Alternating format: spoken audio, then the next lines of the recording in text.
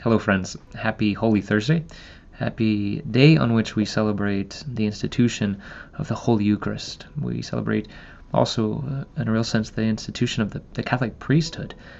At the same time, it's a day mixed with emotions because these joyful things are also coming in the midst of Christ heading into his passion. It's a day of the beginning of the sorrows of the passion. And so in the midst of all of this, the old saying really holds true. Distance makes the heart grow fonder, especially when we see the Eucharistic center of today. Many of you have been away from the Eucharist for maybe a while now, not because you've chosen to, but because you just can't, given the situations that we're living in. And I'm sure that has been a true suffering for you, a true distress. But it could also be a moment that deepens your love for the Eucharist because you recognized your need, your dependence on it even more.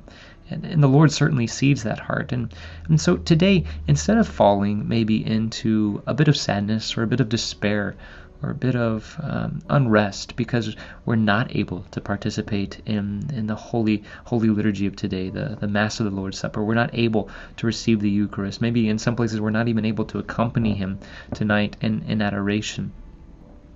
Let's not focus on what we're missing out on, but let us turn our hearts, motivated by faith, to make a real thanksgiving, to make this day really Eucharistic in that sense of thanksgiving, of recognizing the great gift that the Eucharist is for us, the great gift that the Catholic priesthood is for each and every one of us.